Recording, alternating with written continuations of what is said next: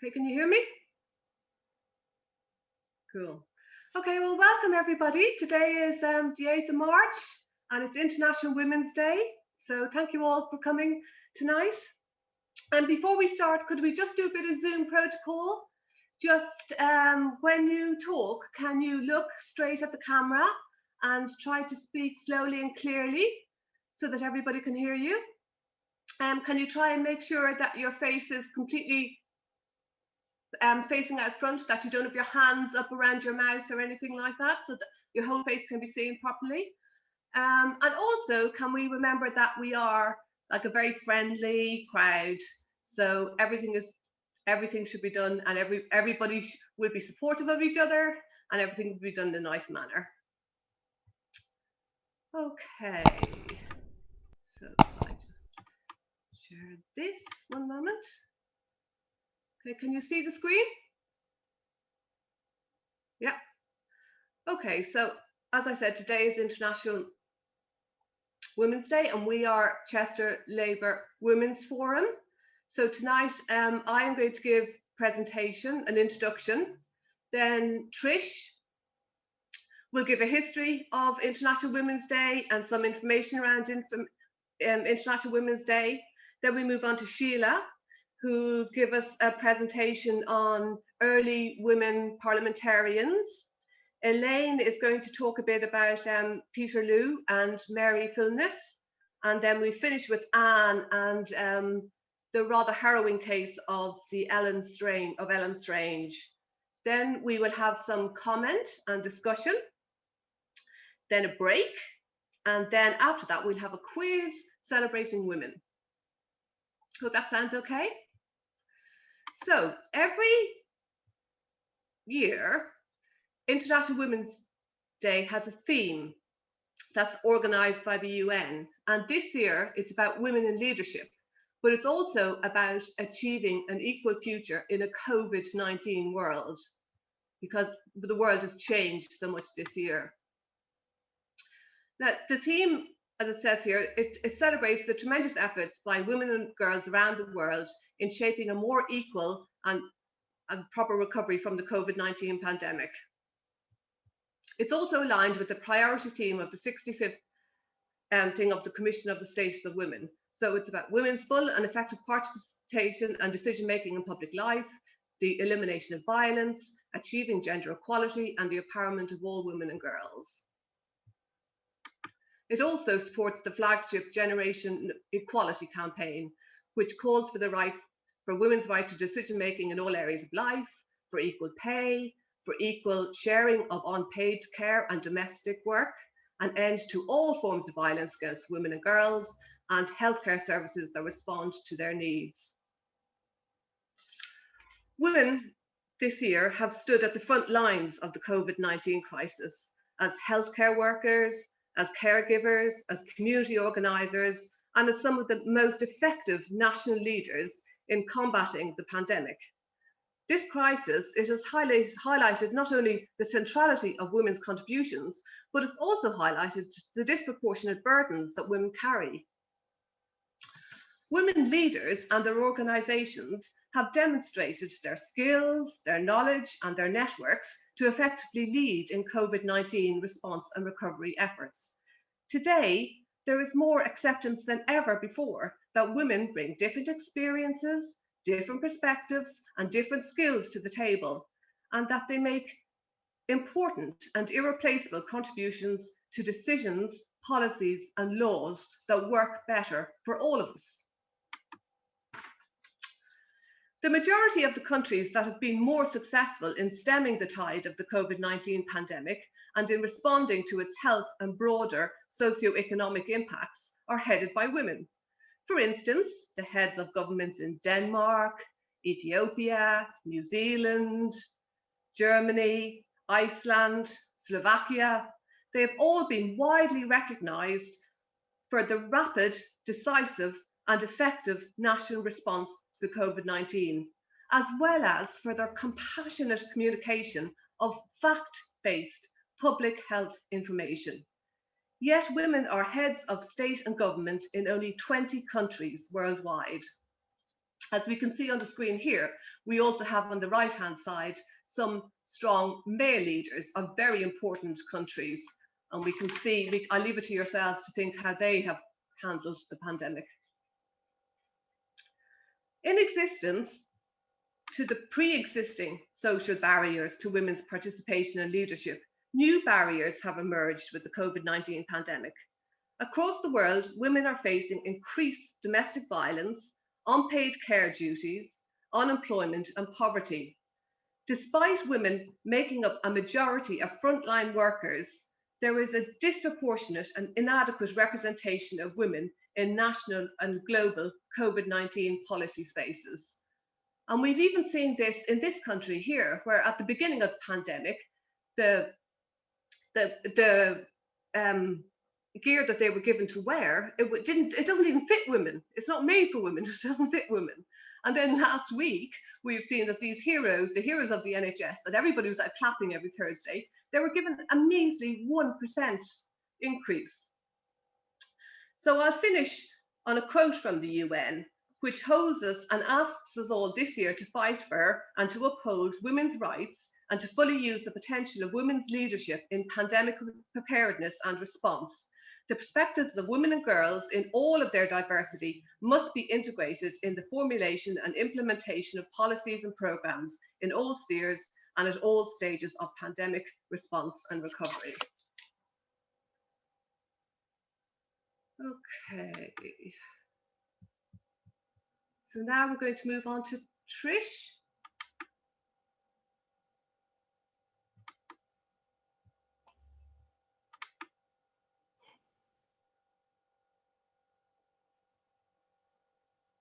Hello, Jackie. Do you think you could show, you know, from the beginning of the presentation? So instead of the whole thing, if you go to slideshow at the top, and then from beginning, which is way over to the left. Yeah. Okay. Thank you. And when a bullet point comes in, I'll just kind of say next. Is that okay? Okay. I'll just explain to everyone, my laptop, which belongs to Cheshire West and Chester, won't allow me to share a PowerPoint display. So that's why Jackie has stepped in to help me here. So thank you so much. Right, International Women's Day.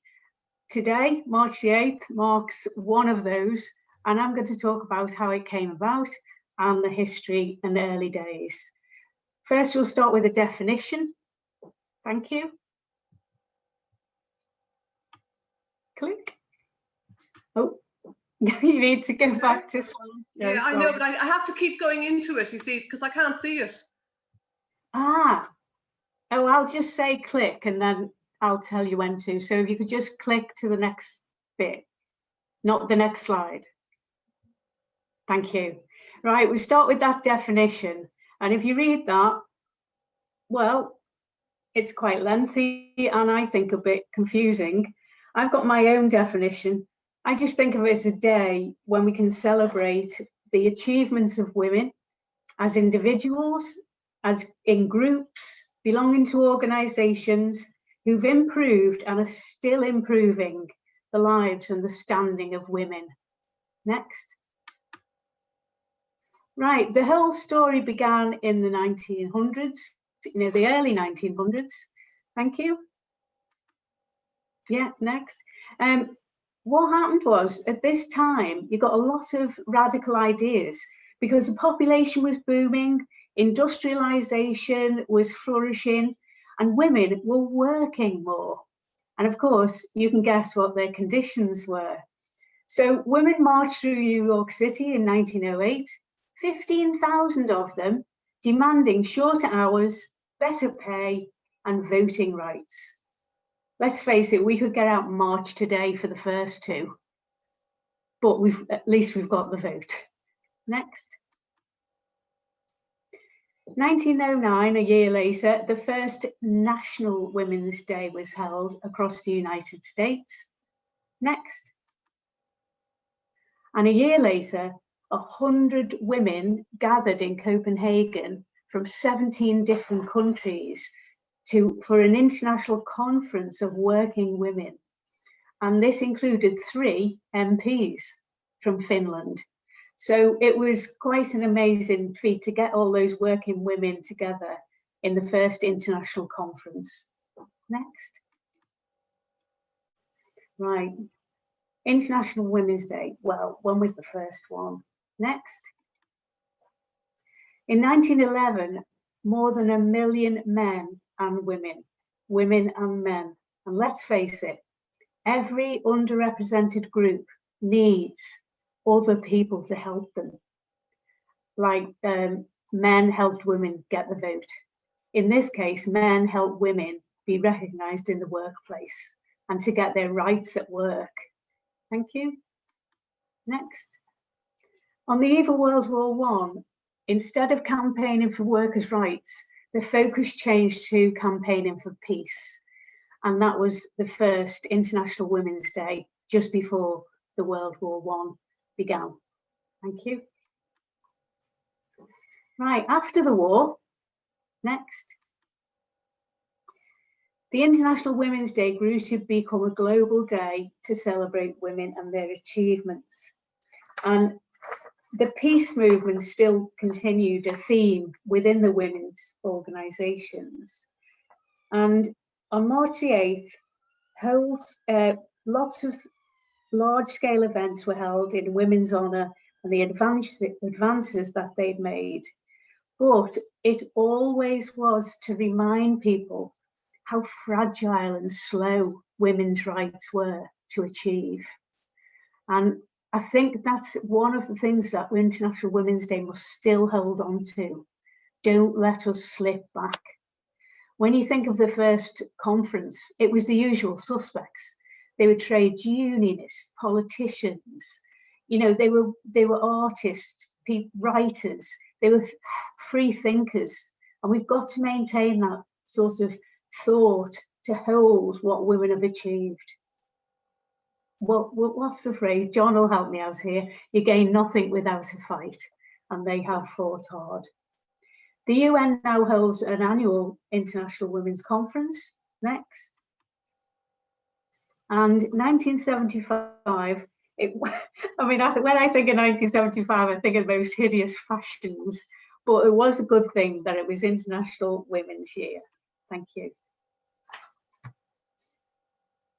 So now we know that it's observed annually on March the 8th, and I suppose I should have found out why it's on this date, but I don't know. So I'll leave that to somebody else to find out. So the next question is, all of that work, has the battle been won? Well, the younger generation might feel that all the battles have been won. You know, you can sit back, you're a woman, you're okay, it's all been done. Next. Next. Okay, so we've got more women in. Oh, sorry. It's okay. We don't want the next, please. You just leave it there. Go to previous slide. Thank you. We've got more women in the boardroom. We've got greater rights in law. We've got increased visibility.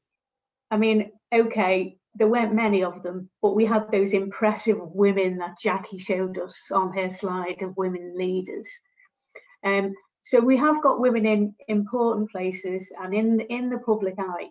But whenever we see a woman in a position like that, you've got to remember she's unusual. She's the one who managed to get there, and they're definitely still in the minority.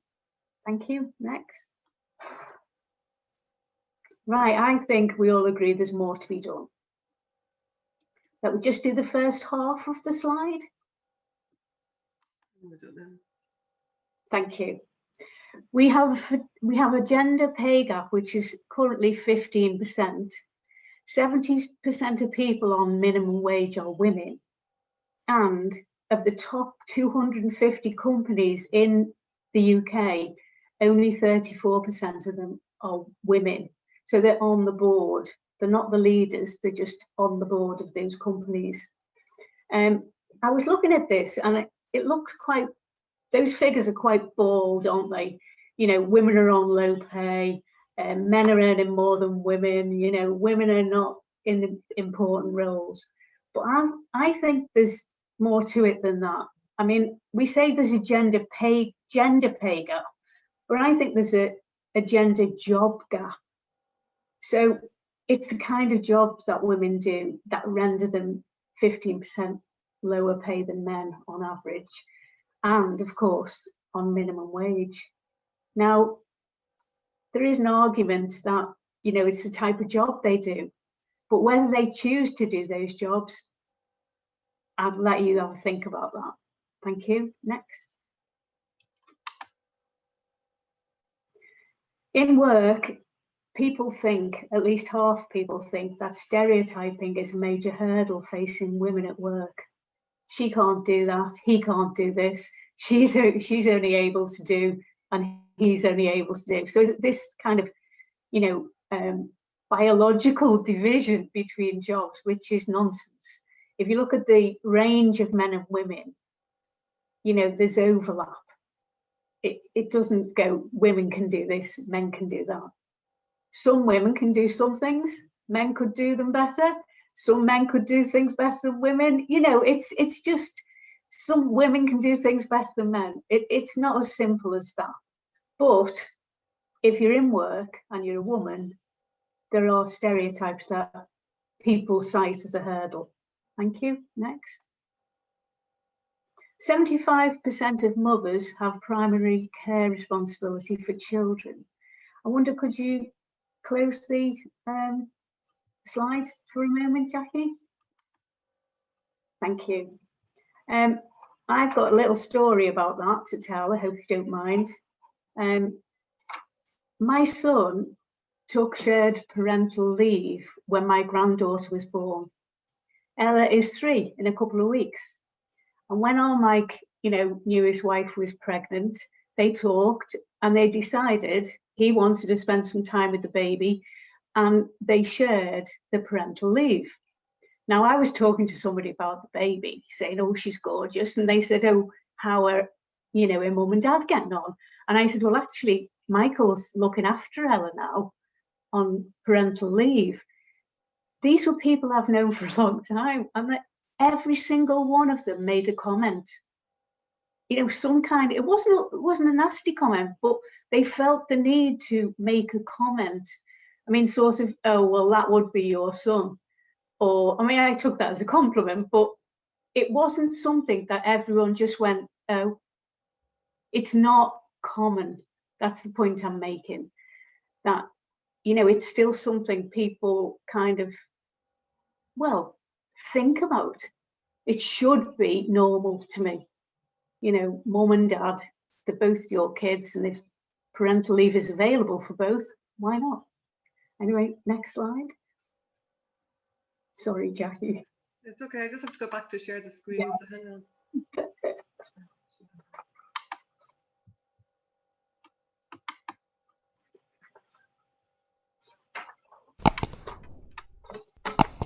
Slide 7, we're on. Okay. Next. Thank you. Well, there's more bad news, I'm afraid. Next. Cuts to retail sector jobs affect women disproportionately, and Jackie's mentioned the pandemic, and I'm sure that a lot of jobs like that are going to go.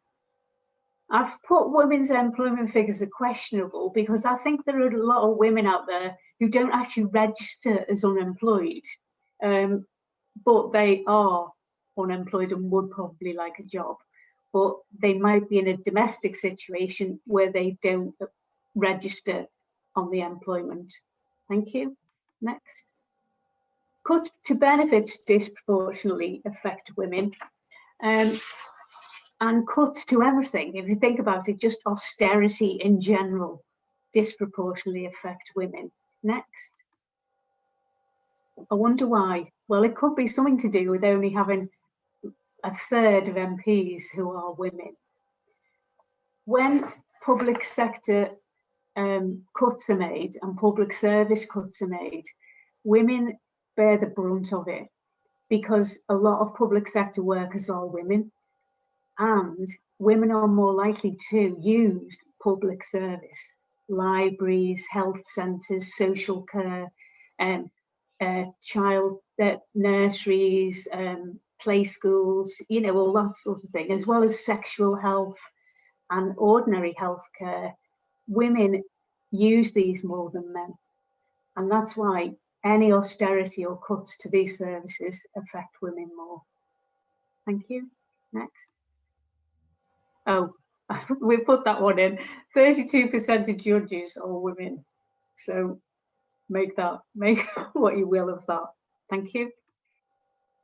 Right, I'm not going to speak about this, just have a look.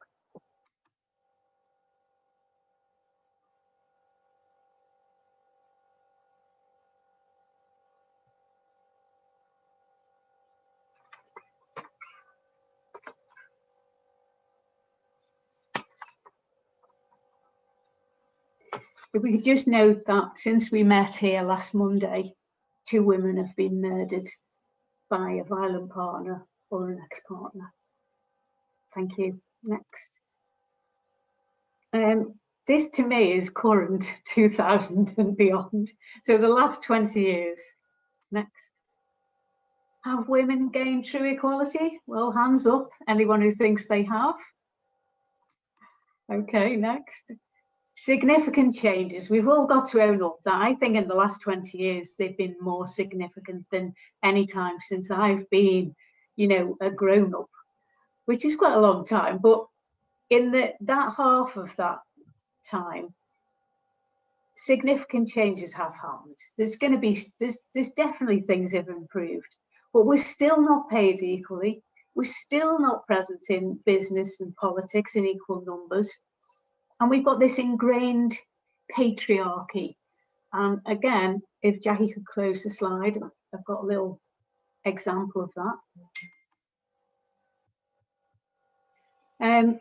Just recently, me and my husband felt very grown up and did our wills. And we also looked into what's it called? Legal power of attorney. And I said, oh, that might be a good idea. And to which he went, whatever. And I did everything to get this lasting power of attorney. Made all the phone calls, did all the emails, talked to the children about it, sent them documents, you know, did everything. And all David did was the guy rang up and spoke to him and said, could I just, you confirm, Mr. Richards, that you agree with what your wife is doing? So he went, yeah, mate, I don't do that. She does all that kind of thing. And then he left the room. So that's fine. When the documents arrived, I couldn't believe it. They were addressed to him.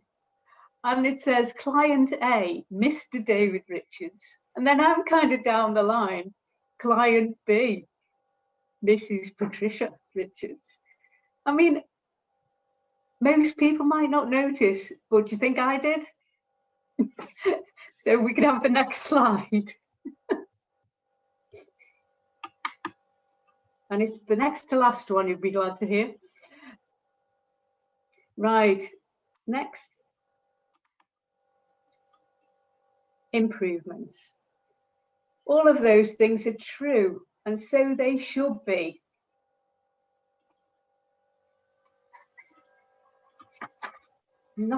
Oops. Thank you. Next.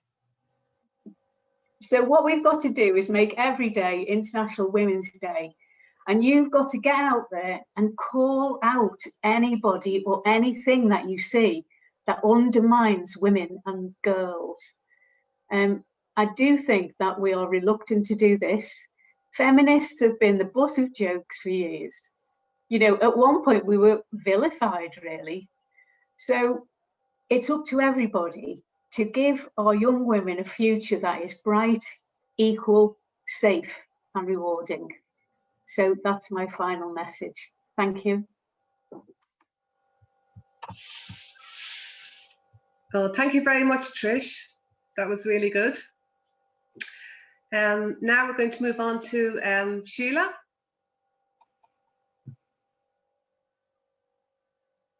I should start sharing this. Okay. And go on to this.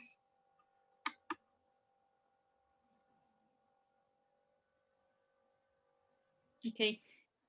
Thank you, Jack. Am I okay to start? Yeah. Thank you, Jackie. My contribution tonight focuses on women early parliamentarians, women who entered Parliament before 1945, challenging society's expectations of where their place should be. We are all aware that women's suffrage did not commence until 1918, and then only for those aged over 30 and for whom and who met the property qualification. However, I thought it was interesting that although they couldn't vote, they could stand for election. And Jenny Lee, a Scottish Labour MP, was elected before the time that she was able to vote. But to go back to the beginning, if you ask people, and it's often a quiz question, who was the first woman MP? Most people would say Nancy Astor, but she didn't enter the House of Commons till 1919. In fact, in 1918, 17 women stood for election, and the one who won, Constance Markievicz, she was actually the first woman to be elected to enter the House of Commons. But she was a Sinn Féin candidate, so she refused to take the oath of allegiance and declined to take up her seat. Nancy Astor was therefore technically the first woman MP, winning 51% of votes in her constituency and entering the Commons as the only woman amongst 650 men. She stood for the Unionist, now the Tory party. Nancy Astor focused much of her efforts on social change and advocating for women and children. Her first bill led to the increase in the legal age for the consumption of alcohol from 14 to 18 years. While she had not supported the suffrage movement, she did help to make progress for women's participation and representation in politics. She was a formidable character, and of whom Winston Churchill said that her arriving in Parliament made him feel as though a woman had entered my bathroom and I had nothing but a sponge to protect myself. Nancy Astor sadly did hold significant anti-Semitic and anti-Catholic views, and many MPs refused to speak to her. In 1925, she worked with Margaret Winteringham, the first woman Liberal MP elected in 1921, and their working together led to the passing of the Equal Guardianship of Minors Act. For the first time, women had the right to be joint guardians of their own children. In 1923, the first woman Labour MP was elected, Margaret Bondfield. She was the 10th of 11 children and had limited formal education. She trained as an embroideress and worked as a shop assistant. Shocked by the living-in conditions of her colleagues, she became an active member of the Shop Workers' Union, and in 1898 was appointed Assistant Secretary of the National Amalgamated Union of Shop Assistants, Warehousemen and Clerks. She continued to work with several other unions over the years, and in 1923 she was elected as the first woman chair of the TUC. But in this same year she became an MP and had to resign her post. She worked in a short-lived minority Labour government in 1923, but then re-elected to the Labour government of 1929, serving under Ramsay MacDonald as the Minister for Labour, the first woman to hold a cabinet post. Ellen Wilkinson, known as Red Ellen, was also born into a poor family, embracing socialism at an early age. And inspired by the Russian Revolution of 1917, she joined the British Communist Party and espoused revolutionary socialism, while seeking power through the Labour Party. She was elected Labour MP for Middlesbrough East in 1924 and supported the 1926 general strike when 50% of the workforce was unemployed. She was defeated in the 1931 election but returned to Parliament as MP for Jarrow in 1935. In 1945, she became the second woman to hold cabinet office as Minister for Education, where she was instrumental in raising the school leaving age to 15 and introducing free school milk. And we all know what happened there. She was a feisty woman, taking to wearing colourful clothing in the House and challenging her male MPs by insisting on her right to go into the parliamentary smoking rooms. In 1945, when Ellen Wilkinson came into power, 21 women were elected, and notable also among these were Bessie Braddock and Barbara Castle. Bessie Braddock, MP for Liverpool Exchange, never held office in government, but she had a national reputation for her forthright campaigns in relation to housing, public health and other social issues. She became the first woman to be elected as a free man of Liverpool, and at her death, The Guardian described her as one of the most distinctive personalities of the century. Barbara Castle, of whom she is said to have made more difference than any other Labour woman in politics, is the only woman to have held the position of First Secretary of State. As Minister for Transport, she oversaw the introduction of speed limits, breathalyzers and seat belts. She supported the Family Allowance Act, and which was the first time that money was paid directly to mothers. But it's her role as Secretary of State for Employment that she's best known, intervening in the strike by Ford machinists against pay discrimination and introducing the Equal Pay Act in 1970. She also contributed significantly to the Sex Discrimination Act and the establishment of the Equal Opportunities Commission. 552 women have been elected MPs since 1918, and at the election in June 2020, the highest proportion in the House of Commons was achieved, as Tricia said, 34%. Labour have 51% women, 104 females to 202 male MPs. But women continue to have to fight for their right to be heard. They continue to experience harassment and discrimination. Has a male MP ever been mistaken for a cleaner and told to use another lift in the House of Commons? They are regularly criticised, patronised and subject to abusive misogynist attacks on social media or directly and tragically in person.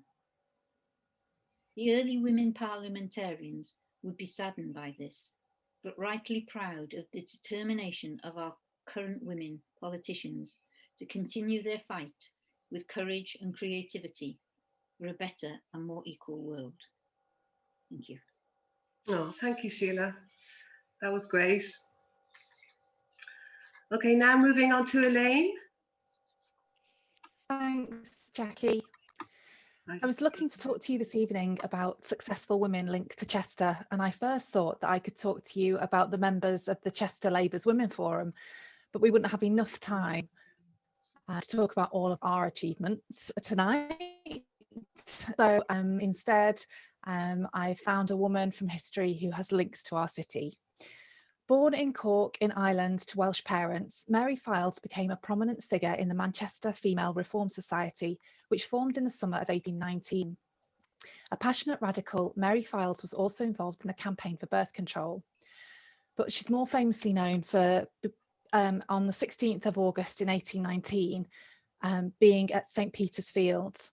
The 27-year-old Mary Fildes and members of the Female Reform Society marched there in the centre of Manchester with many others to demand the end of political corruption, hunger and unemployment.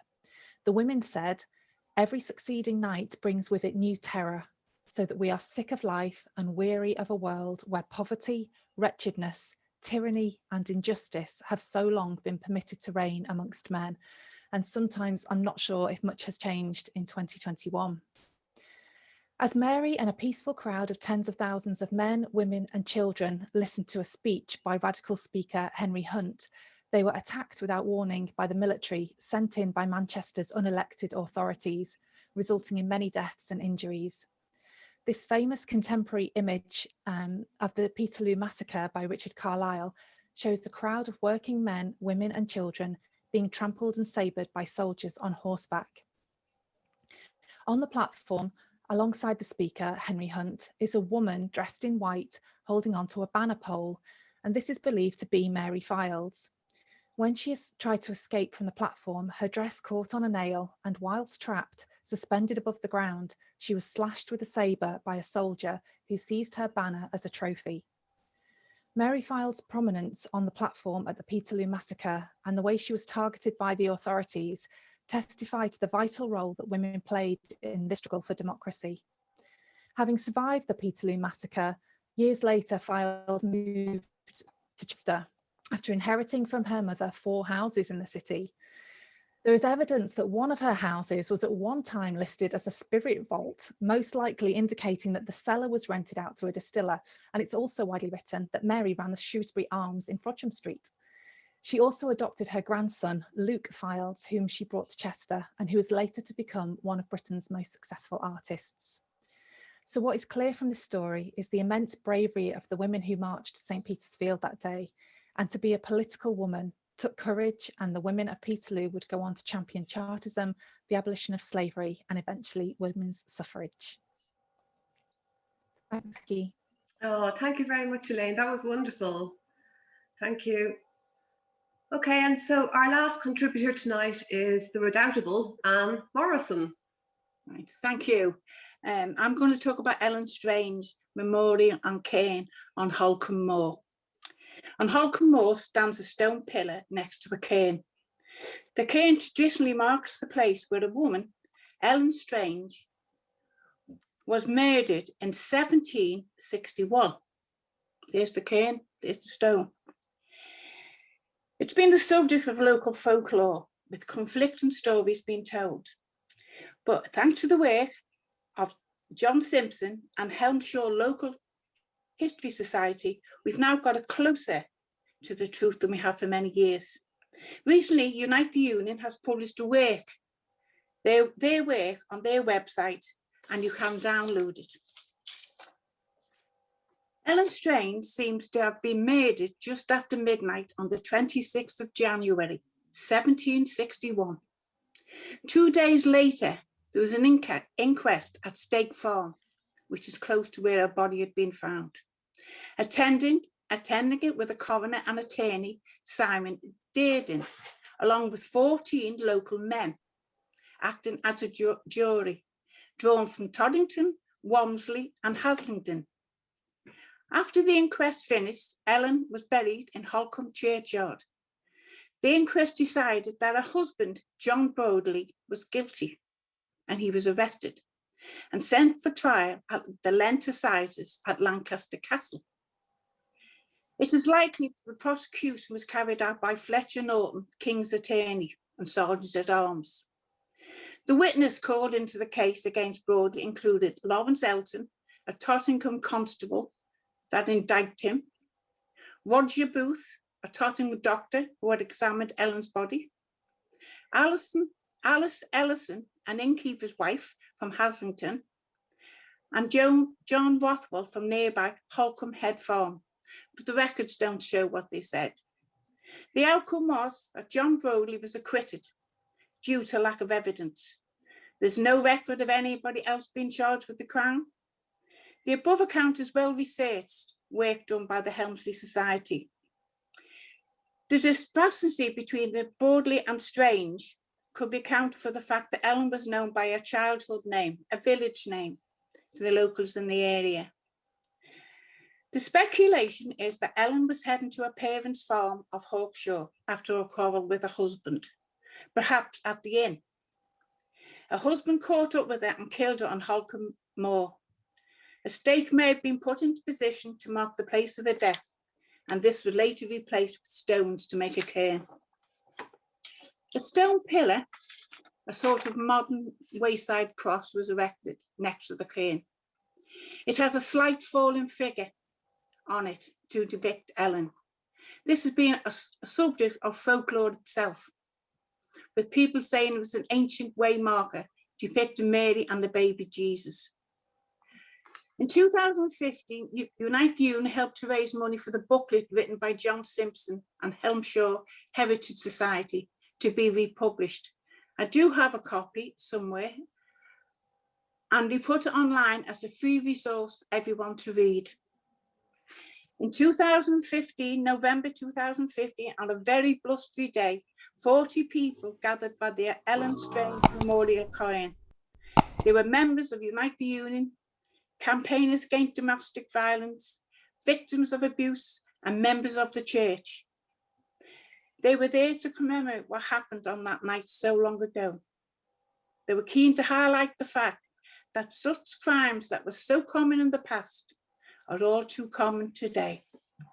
There's an annual Ellen Strange Memorial Walk that raises money for the Endeavour project that works to end domestic abuse. I would say, how far have we come from 1761? Thank you. Oh, thank you, Anne. Well, that's the end of our presentation tonight. So